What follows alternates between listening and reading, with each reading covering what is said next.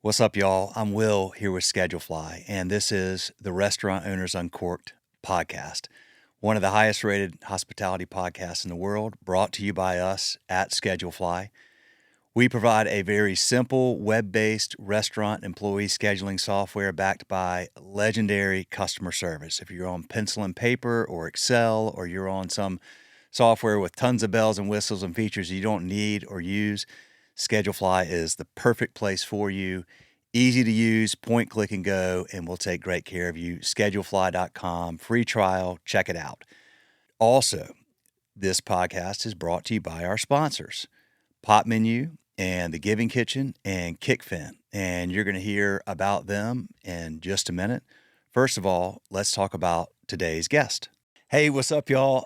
This was a fun opportunity. This is Savneet Singh. He's a CEO of PAR.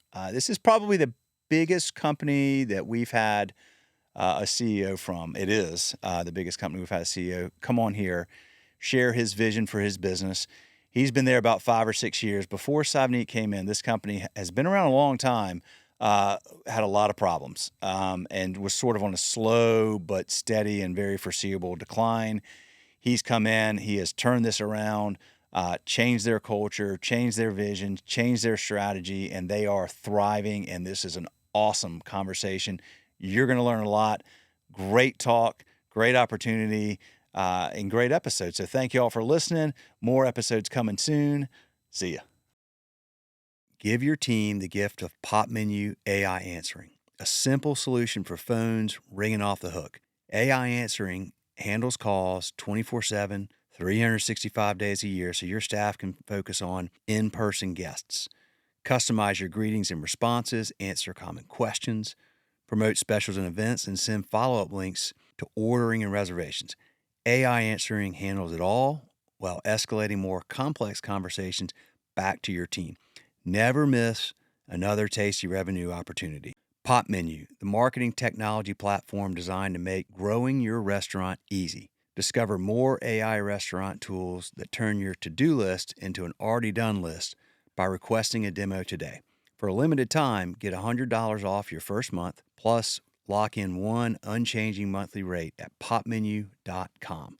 Go now to get $100 off your first month at popmenu.com. Be sure to tell them that Will from Restaurant Owners Uncorked podcast and Schedulefly sent you. Y'all, this is a great business. I just told you what they like me to say. I will say that we have a lot of mutual customers at Schedulefly with Pop Menu. They all agree. Great product, great customer service, great results. Check them out, popmenu.com. This episode is also brought to you by The Giving Kitchen. Giving Kitchen provides emergency assistance for food service workers through financial support and a network of community resources. Since its inception in 2013, Giving Kitchen has served over 15,000 food service workers and awarded over $10.5 million to food service workers in crisis. If you or someone you know is a food service worker in crisis, please ask for help. thegivingkitchen.org, and again, that's thegivingkitchen.org. Y'all, this is a phenomenal organization. Jen, the founder, has been on this podcast.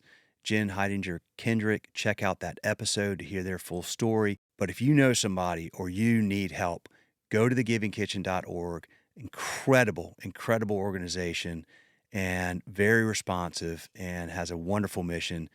Check them out. Y'all, we are recording, and this is quite a cool opportunity for me. We've done this podcast for over a decade now. We've done over 500 episodes. Most of those have been with restaurant owners over the last year or two. I've had the opportunity to speak with some CEOs of some restaurant tech companies, but certainly not one as big and with such an incredible story of late as PAR. So Savneet, thank you for taking the time to do this. I got a lot I want to ask you about today. Just take one moment and introduce yourself real quick, if you would. Yeah. Well, first of all, thank you for having myself and I guess PAR on the podcast. Let's see. I've been running PAR for call it 5.5, 6 years. We are a provider of restaurant technology. I call it to the enterprise community, but really it's emerging brands and that want all the way up to the largest brands in the world, like Burger King. So you'll see us in from anywhere from Sweetgreen all the way up to Burger King. Our products span all the way from the back office, POS and payments, to the front of house loyalty and online ordering. And we've been working on this journey of what we call unified commerce, but it's this idea of trying to connect more of the disparate parts of the restaurant technology ecosystem to make your job as an operator easier.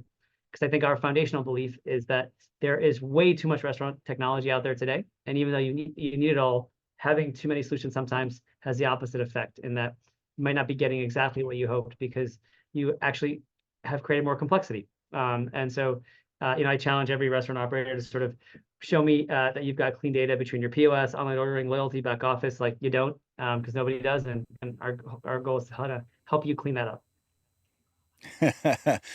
Yeah, well, that is an understatement. The size of the tech stacks, if you as you call it, as you may call it, with so many operators is hard to imagine. It's been really interesting, Savneet, because we started with. I mean, we just do scheduling and communication. We started this in 2007, and there was like no restaurant tech. I mean, like most people were on pencil and paper or Excel or whatever for scheduling, and it was like just getting people to move off of that. And then in the last decade, the amount of money that has washed into this space has been staggering. And I get it; it's like free money, kind of, right? For interest rates were zero, and but there's I don't know, whatever 500 restaurant tech companies now that do all kinds of different things, I and think I it's close to imagine 10,000. It's crazy. it's nuts. And so I always think about, like, as an operator, what do you do? Like, how do you figure, okay, I want to solve for this issue. Well, there's 400 different companies that do that. It's overwhelming, and I feel for the operators that are having to sort of sift through all that noise amongst trying to run a business, amongst trying to manage every other part of their life and their business. So very challenging. Now, you came in 2019, if I remember correctly. 18. PAR was okay, and PAR was not in super great place when you took the helm, and you have. This is what I want to really dive into. You've grown a lot through accretive M&A, lots of acquisitions. But why did you get dialed in with PAR in the first place? What were you doing? You Oh, were loosely involved, but not as a no, CEO. So no, no. tell me the story. Yeah, it's a circuitous path. I had originally seen PAR in 2017. I was running an investment firm at the time, and before that, I was running a tech company. So my background's kind of had this mix of operating businesses and then investing in businesses. And I reached out to the company, learned a little bit about it, was very excited by the software product we now sell called Brink, which is point of sale software. And the company wasn't too interested in talking to me. I had sort of explored the idea of said, hey, would you ever want to sell me that software product you have? PAR has this kind of amazing history. It's been around for 60 years almost. Originally, we were founded as a defense contractor to the Department of Defense. We basically did high-tech Defense Department research on an Air Force base for 10 years. In 1978, we invented the point of sale terminal. In 1982, we went public off the success of McDonald's using that point of sale terminal, and then lots of other restaurant chains kind of going from there. We did really great, call it in the early mid 80s, but then the next 25, 30 years, we really had a tough journey. We got stuck primarily as a hardware and services company and not a software business. And then in 2014, we bought a software product called Brink. And the idea for Brink was, PAR had all these enterprise customers buying hardware and services, but not buying software. And so could we sell software to our hardware and services customers? And I think what we realized then and it was that DNA of understanding the enterprise was super valuable, but the cross sell didn't actually work that well. But we had great product market fit in that customers were buying our point of sale software very, very quickly. And so in 2018, the company reached out to me and said, hey, would you have an interest in joining our board? The company was going through some challenges. It had what's called an activist investor. It had some discontent, I think, on the management team. And I got kind of curious because I said, well, I remember looking at the company and I thought point of sale, itself was kind of an interesting space to look in. And so I, set some time and said, all right, sure, I'd love to join the board and, be a director. And I think the board's idea at the time was, hey, let's get this young, 30-something-year-old that understands software to match our board's experience, which was primarily in defense contracting or hardware and services. And I got on the board and, I'd say within, a month or two, I guess I personally, but I think everyone, ostensibly knew this, was that the company was in a lot of trouble. Even though we had this kind of sexy, fast-growing software product, the company was a mess. We had very little money, and so we were trying to bootstrap an enterprise software product, which is just a bad idea. These are big, heavy products where you, as the customer, need a lot of support, and so it's hard to do that when you don't have money. We had a really bad culture. Our employee NPS was literally -60 or something like that. Our customer NPS was right around that, so our customers weren't happy. Our employees weren't happy. We had an interim CEO who wasn't really running the company, who had a chief of staff that was kind of really running the company for them, who happened to have been the founder's daughter. So it was a really weird set of mix. And then we had this challenge that we were being investigated by the DOJ and the SEC for bribery and corruption. And oh, by the way, we had two activist hedge funds coming in trying to demand a sale of the company. And so it was really scary. And so I went to our CEO at the time and said, hey, would you mind if I just met the management team to see what's going on? Because I'm the new guy. I've never really been on a public board before. I want to just kind of get a feel like what's going on, because these things I'm seeing are really scary. And so I jumped in and met the management team, and I came back to the board, pretty aggressively and said, this is not a fixable situation. We should sell the company. It's hard to fix such a bad culture. Even though we got this fast growing software product, it was probably 5 million revenue out of 175. And so it was a very small portion of the base. And then importantly, we had no vision, we had no culture, we had no sort of, you could see that things were going to go off the rails. The board didn't want to sell at the time. And so we went and tried to find a new CEO. We hired a recruiting firm to go find a CEO. And so, we went out, found a couple candidates, but, nobody really wanted to take the job. And obviously looking back, that makes sense now, because who would want to step into such a messy situation? So when I became the CEO, I was there explicitly to sell the company and nothing else. I was not coming in trying to run it. I wasn't trying to become an expert in restaurant technology. I was just trying to find a way for us to get out of this thing. And when I got in there, a few things happened. The most important being that the CFO of the company at the time came to me on the first day and said, hey, I think we only got about 10 weeks of cash left. And I went, oh, come on, seriously? How is that possible? We're public, we're audited. Like, how can we not know that? And I just remember it very, very clearly.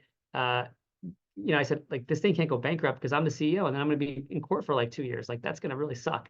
And so it was the scariest moment of my career. Ended up being the luckiest moment of my career, because then I went and said, all right, like, I could solve this.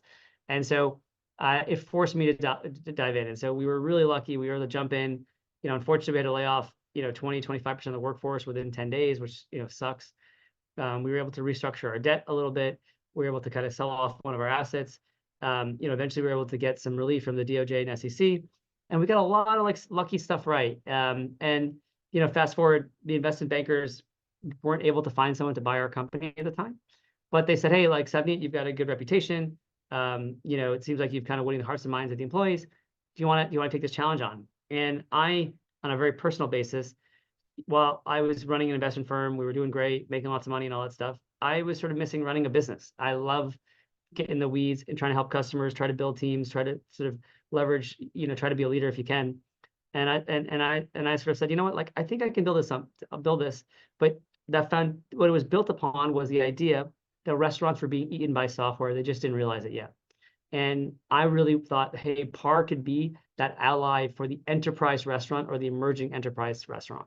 We were never going to be able to compete with Square or Toast and where they play, but we felt really convicted that nobody was going after that enterprise community, and we had the right product to go after that. And so literally back in, that was probably beginning of 2019, we were like, we need to unify what's happening in the restaurant today, because while the software is in the restaurant, it is creating so much complexity for you, the end operator, that you're not getting the value from that, that you're spending that money on, and we can help do that. And so that's how I got into it. And then I got really, obsessed with restaurant technology, our customers, the restaurant industry.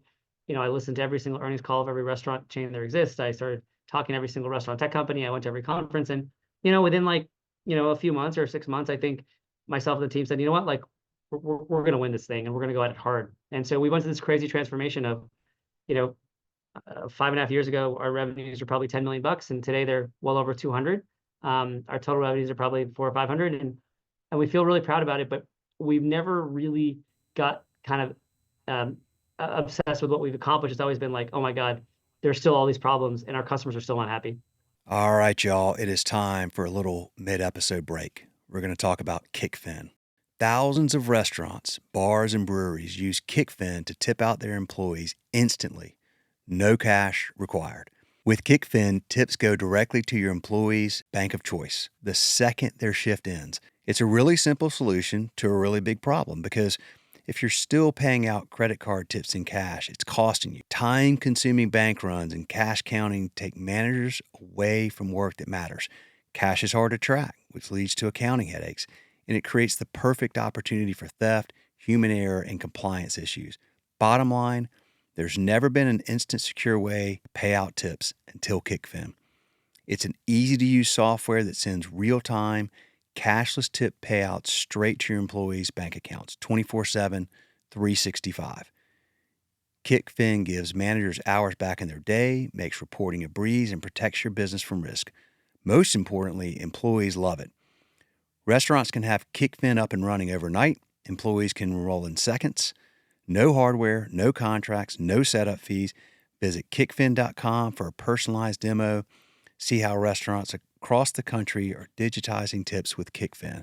All right, that's what they asked me to say, so I say it, and it tells the story very well, but I like to add this in. We referred a customer that we know and love very well, Sup Dogs, to Kickfin. Sup Dogs has been a customer for a super long time. Trust them very much with their opinion on these types of tools. They started using Kickfin. I asked Brett, the owner, recently how it's going. He said, Kickfin is perfect. It's going great. Exactly what we were hoping for. So there you go. Kickfin.com, y'all. Check them out.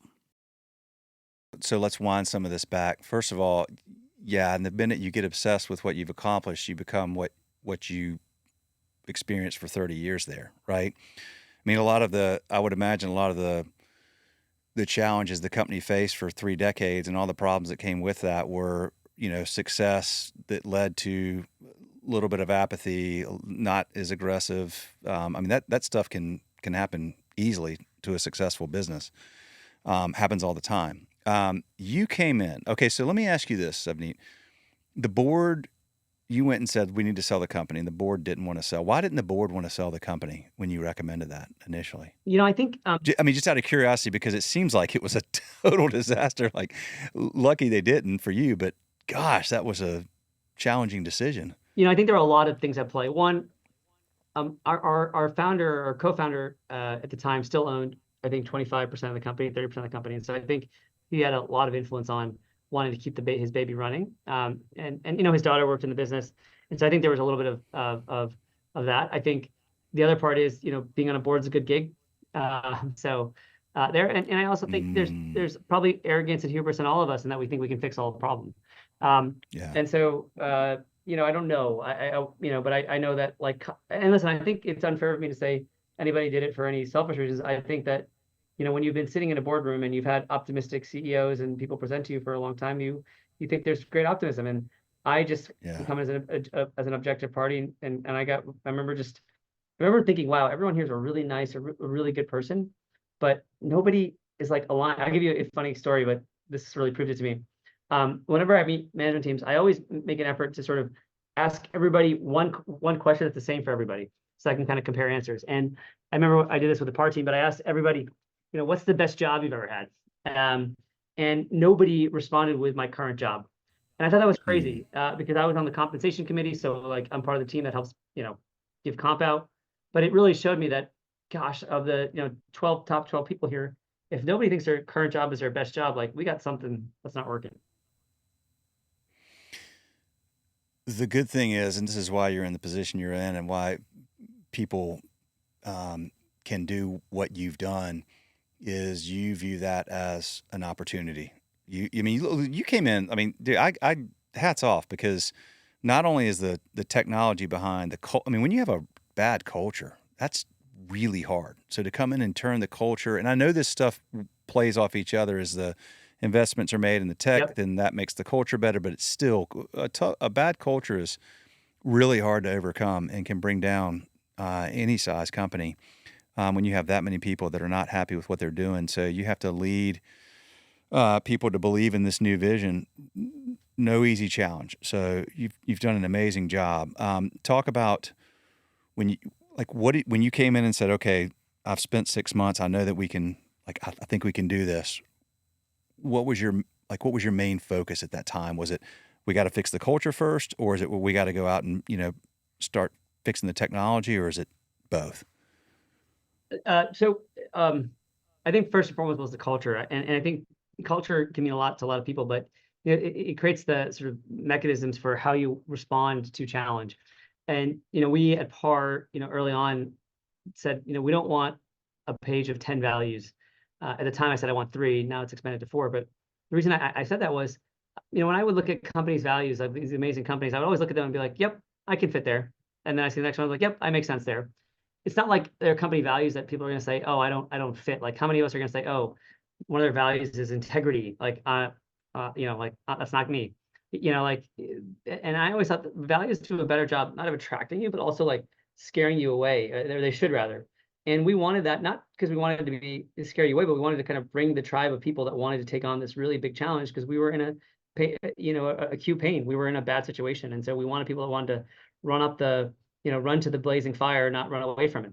And so we created a super intense set of values and said, like, if we get the right culture, we can figure out the problems. And so for me, I think, the job of a leader, particularly one in transformation, is you've got to figure out the right strategy. You got to figure out, okay, like, hey, we're bleeding money, we're going to go bankrupt, customers are unhappy, employees are unhappy. Like, you've got to create a plan and a strategy. But the way you do that is by catalyzing the team to believe that your strategy is a strategy for all. And the way they do that is you make the plan theirs. And the way you make the plan theirs is by involving them in making that plan. And so I think that what we did was we kind of aligned on this plan. We got as a leadership team. And then those leaders then were able to come through and own that plan as if it's their plan. And then my job was just to keep listening, keep providing a lot of energy and hoping we execute on it. But to me, it was sort of like the culture, I was creating the plan, really obsessing over our culture back then. And then it's just being radically transparent about where we're hitting, where we're missing. Transparency is huge, and you've clearly done that, and that's so important to everybody, so they trust you. What are the 4 values? Our first value is speed. So we give a tagline for every value. That one is we're the kind of people that don't wait for the elevator. Our second value is ownership. We look for owners, not renters. We want you to treat PAR like you own the car, not like you rent the car.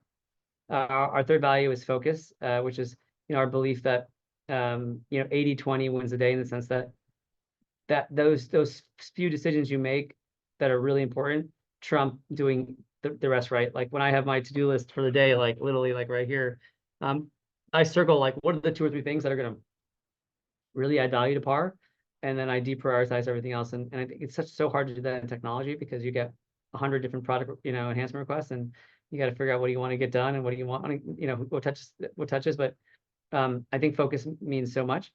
And the last one is winning together. And it's the idea that we want a win at PAR is if our employees win, our customers win, our shareholders win, and our community win. Everything's got to work in concert. And so, as an example, if our stock doubles but our employees don't win, like that wasn't a fair trade. That wasn't good. If our customers win but our company doesn't win, our employees don't win, our shareholders don't win, that's not a win. We want everybody to win in concert with each other. And that really helps as we're selling different products across different organizations, and this idea of how do we win together. Well, winning together is, particularly it aligns with number 2, right? Because if you want people to treat this like an owner, they do need to benefit when you win, right? When the stock goes up, they should. That's how because that's always a big challenge, right? Like if you own a business, it's, whether it's a publicly traded company or a little bootstrap business like ours, it's your baby, right? Yep. So it matters. And every minute of every day you think about it and you care about it. And then you tell people treat it like it's yours, and then you treat them like they're just an employee, then that doesn't align. So getting all that stuff lined up and executing on that, again, challenging thing to do, and do well, particularly with a company of your size. So I always felt like, the mission statements and value statements. I mean, I got out of college, worked at a bank. I won't say which one, but I memorized the 8 mission statements. And when we had to all speak about something in my group, and I was all bought in, like totally, 24, 25 years old, like totally bought in and naive. And I remember this guy was like probably my age now. I'm 49. He was like, dude, like, why are you bothered with that? Nobody, it's just what they say. I was like, what do you mean? And now I get it, right? Like there's so many companies that sit around and, they come out with this mission statement and this is what we believe. And it's just like words on a wall. And people see that instantly, right? Like Yeah. like they read through that very fast. Some execute it really well and it really is baked into it. And that's when culture becomes king, right? Because you can build a great culture where people are bought in because it is real and you are radically transparent and you're honest and clear with people and you lead by example. Then that stuff gets really ingrained in the DNA of the business. So really good job, Savneet, of doing that in a short period of time is hard. And I know that's not like you just perfected it and everything's, but I mean, like from where y'all were to where you've come is very impressive because there was a lot of like 33 decades of that. It's hard to turn around in a short period of time. You came in and then boom, COVID hits. I'm imagining that you looked at that as, okay, this is a challenge, but it's also like could be a great opportunity for us. I'm assuming that's how you think. So I mean, the retrospective for sure. I think in the yeah, midst of it, it was like, oh my God, what are we gonna do? I think we went through that sort of dramatic experience that lots of people go through, which was, oh my God, are we gonna, be alive at the end of this or survive at the end of this as a company? Um, and it was freaky. I think we were uh we had to do what everybody else did. We had to cut our employee base down. We had to issue a ton of credits to our team. We had to do all those precautions. But you know, I think through the end of it, what we discovered, and I suspect that's like many people, I think we really did come out of it feeling like, man, we can take on anything now. And I think it showed who we were. I think it showed who we weren't. And you know, I still remember those days because uh, there were so many things that kind of had to work out for us to survive that worked out that I always think about, oh man, like we were this close to, to the edge, if you will. And so I'm sure, not everybody, thinks about that stuff as much as I do, but I remember that really being a pivotal moment in our on our survival. But I think one of the things that I've kept from that is kind of have to always assume that's going to happen again. And you obviously don't hope for it, but you always want to be ready for those crazy moments. So I think, learned a lot, like you said. I think our culture evolved, our culture grew, but also I think we're really obsessed with, um, uh, uh, making sure that we can survive anything. there's a book. I see a lot of books. Do you read a lot? I do. I'll see all your books. But you do? I do. Yeah. There's a book I read about, I don't know, it's been at least a decade. It's called Deep Survival. I'd recommend it. It's not, it's going to align with the way you think, but it's still a neat example of this guy went out and he found all these people that had survived um, black swan events in nature, right? Like maybe you're Okay. on a fishing charter with your buddies and the weather's supposed to be fine and we're out, but we're 20 miles off sea and some squall comes in and or a rogue wave and the boat capsizes and now like, oh crap. Like this went from like normal day out to life-changing event real fast, and are we going to survive? And it was all these examples throughout history of people that have been through something like that. And the author came to the conclusion, the people that survive these things are the people that when this happens, this thing that wasn't planned, that had a huge impact, you have two ways that you can look at this. One is, no, this isn't supposed to happen to me. I'm out fishing with my buddies. This kind of stuff doesn't happen to people like me. What do I do? And you panic. Or you go, okay, well, let's just turn this into an adventure because there's nothing we can do about it. So now we need to turn this into an adventure and a journey and like try to creatively figure out like how do we solve this problem? And when you have that mentality, you survive, right? Like literally survive. But metaphorically in business, I think it applies really well. And it's something I thought a lot about when COVID happened and we were an unfortunate. Lee went through a ransomware attack January 1st, 2022, which could have literally it brought us to our knees. We were down 12 days, but I kept going back to, yeah, but like we can't change that. Let's figure out how do we creatively work our way through this. And anyway, so Deep Survival's you may enjoy that if you like reading that kind of stuff. It's a good thing for it's a good book for team members to read and things like that, because I feel like that mindset is I've built it over years. Like I didn't always have that, but you learn through trial and error, through example, and through kind of programming your brain. Like bad things happen, okay, no problem. Like it's a problem, but let's turn it into an opportunity. And if you can just reframe everything into an opportunity, it just, reality is neutral, right? Like, so you can decide how you're going to handle something. And anyway, I, I just, you seem to really have that mindset dialed in well. Let me ask you this, Savneet. Okay. So there's so many restaurant point of sale companies, restaurant tech companies, but so many point of sale. If I'm like, you've talked about this a little bit, but like, tell me about the types of brands that, like, you've got to have a focus, right? Like, this is who our sort of perfect customer is. You're not for everybody. Nobody's for everybody, but who's like, if you're sitting there and you meet somebody and they say, oh, I own restaurants, whatever, and you're in a hotel, like, what's your 30-second pitch for the type of customer that's like perfect for PAR?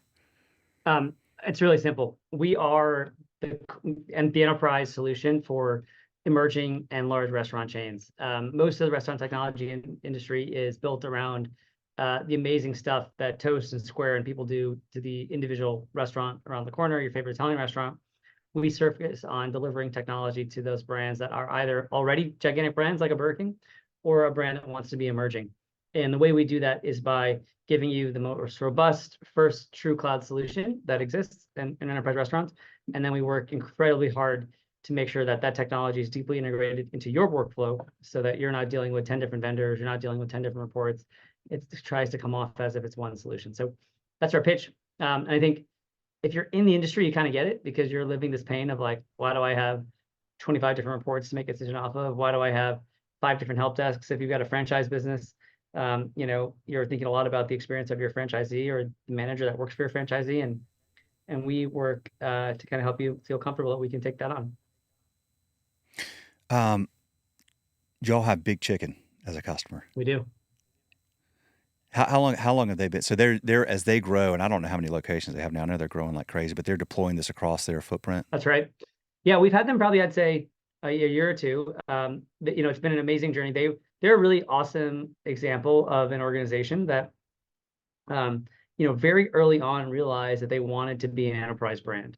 And so while they're not a big, large enterprise brand yet, I think what they, identified for themselves was, hey, we're going to be one. And we want to have our technology stack ready now so that we're not fixing stuff up down the road, if that makes sense. And so they were, really, really focused on delivering for their franchisees and for the corporate an experience that today could have been an enterprise solution. And so incredible like vision by them to think that far ahead. But I think also crazy smart because now they're not going to have to do a big rip and replace once they start scaling. So they've been an amazing partner. I give them a ton of credit for being so forward looking and taking that initiative now because most people wouldn't do that, right? Ripping out your point of sale, not a fun thing to do. Teaching people how to use different products, like not a fun thing to do. But I've been super impressed by how they've been. They take that step right now. I'll tell you a quick story. I told you I was going to tell you this. So just briefly, Shaq is also, DJ Diesel. And every year a customer of ours in Greenville, North Carolina called Sup Dogs has this big party, big street party, 4,000 students show up. It's called Doggy Jams. And Shaq was their DJ 2 years ago. Couldn't do it last year because of conflict, but came back this year. And I was there and I was with Brett, who owns Sup Dogs, and just kind of hanging out off to the side of the stage. And I was like, hey, if I stand up on the side of the stage, like at the stairs, can you get a picture with Shaq in the background? He's like, yeah, sure.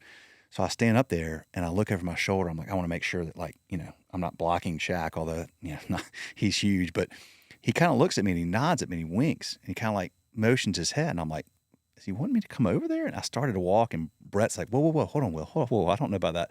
And I look back at Shaq. He's like, dude, come over here. Come on. I mean, he's in the middle of like his set. He's DJing for 4,000 screaming college kids. I'm like, okay.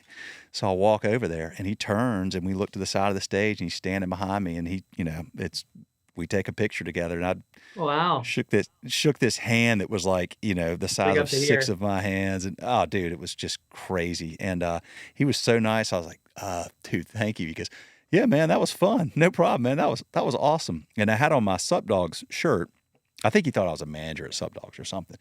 And so he looks at the crowd. He goes, "Let's have another hand for Sup Dogs." And I was like, dude, it's freaking.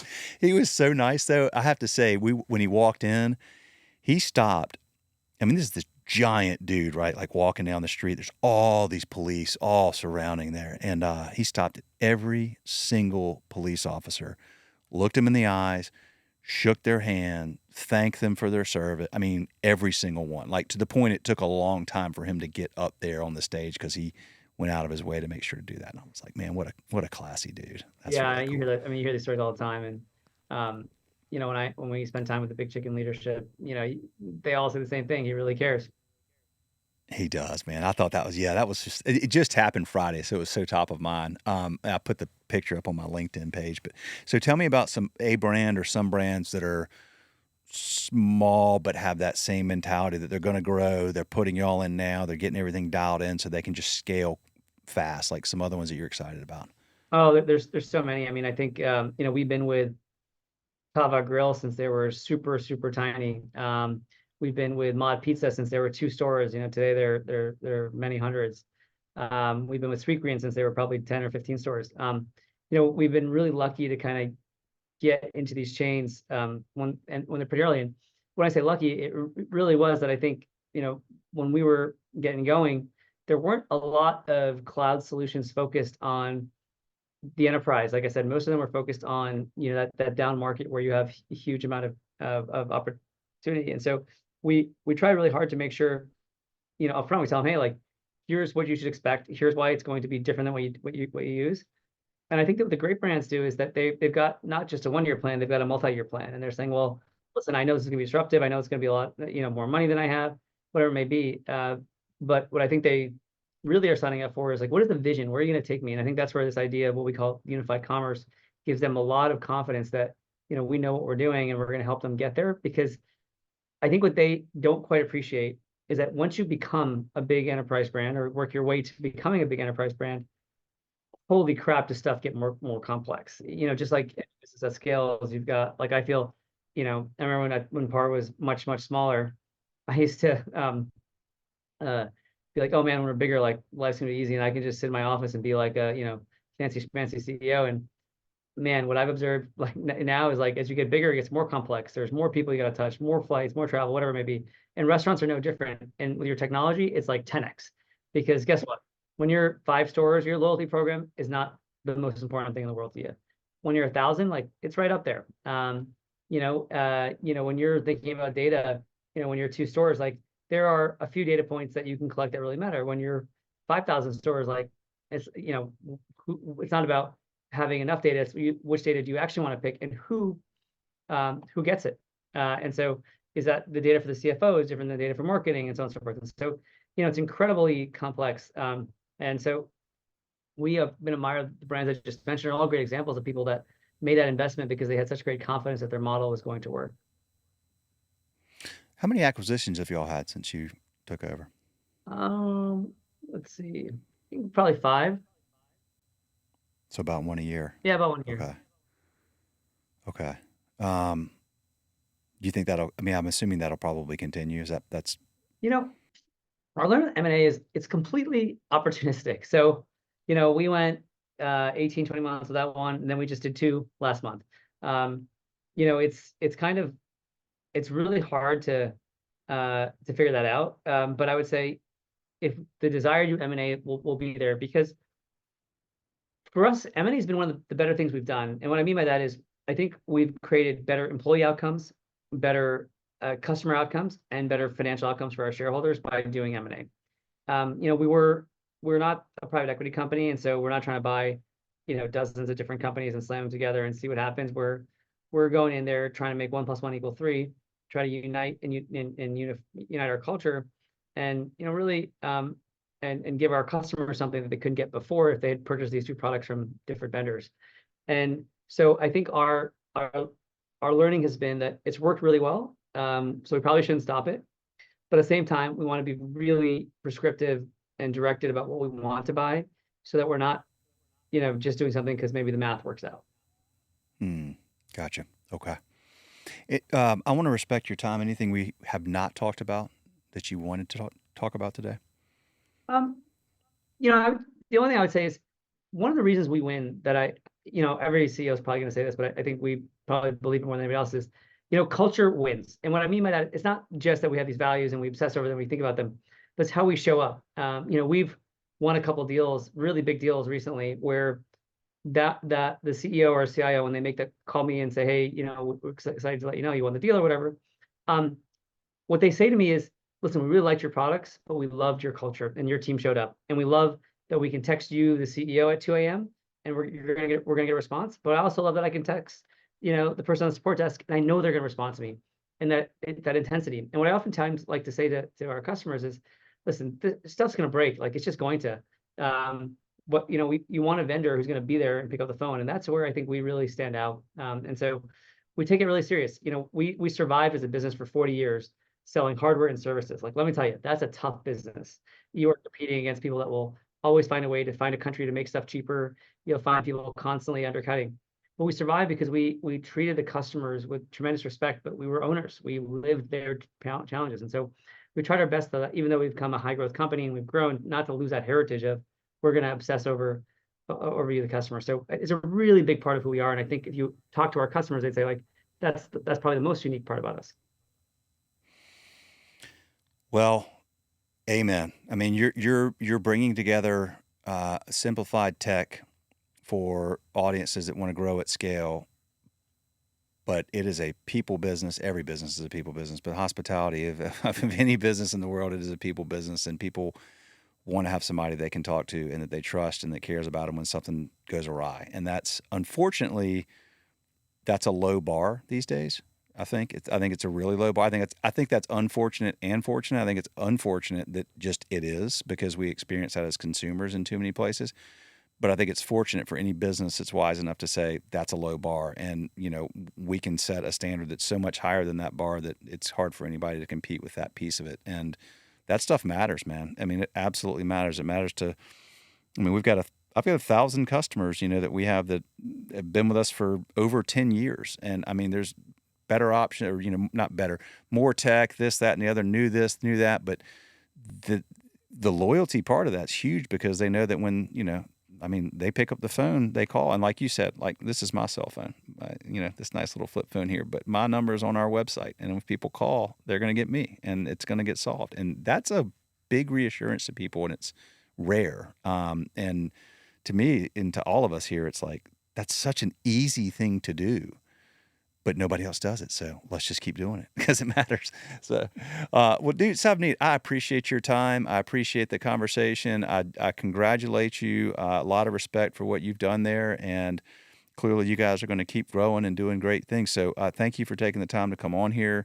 I learned a lot, and I'm excited to, keep following what y'all are doing. Well, I appreciate you maybe giving us the opportunity and keep doing what you're doing. I think you're helping a lot of people. All right, man. Thank you. Have a good one. See ya. Hey, y'all, before you dial out, just a quick request. If you are listening to this podcast on iTunes, if you would give us a star rating and a comment, it would be so helpful. If you're on Spotify, if you'd follow us, or whatever platform you're on, if there's a rating or a follow, please do that. What that does is it tells these algorithms to put this content in front of more people that are looking for this type of content. So if you enjoy the episode, please do that. Thank you so much for listening to Restaurant Owners Uncorked or watching on YouTube. We appreciate you. We're proud to be able to do this, and we're just going to keep putting out great content, y'all. So stay tuned. Thank you.